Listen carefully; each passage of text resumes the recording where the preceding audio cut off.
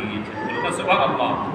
এই কষ্ট, এই যে মুজাহিদ, এই যে দিনের দায়ী মুহাম্মদুর রাসূলুল্লাহ সাল্লাল্লাহু আলাইহি ওয়াসাল্লামের খেদমত করার কারণে আল্লাহ রাব্বুল আলামিন একদিন আম্মা জান খাদিজাকে সালাম পাঠিয়েছেন যে আজকে আপনার হে জিবরাইল, আমি আপনাকে জানাচ্ছি আপনার স্ত্রী খাদিজা আসতেছে, তবে আপনাকে জানাচ্ছি আপনার জন্য যে কষ্ট করছে, যে আপনি যেন ইসলামের এই সমাজ সুন্দরের চেষ্টা করছেন, দায়ী হবেন, আপনার স্ত্রীর কষ্ট মুজাহাদা দেখে আল্লাহ তাআলা তাকে সালাম জানিয়েছেন। বলেন সুবহানাল্লাহ।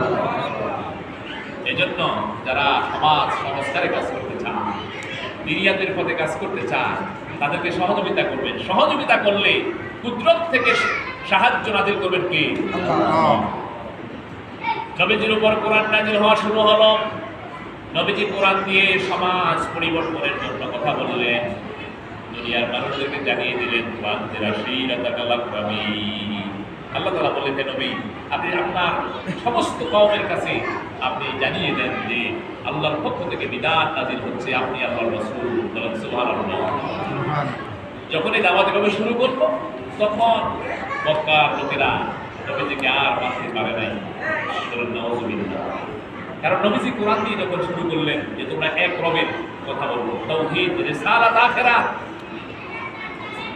একাত্মবাদের কথা খুব ভালো করে শুনেন।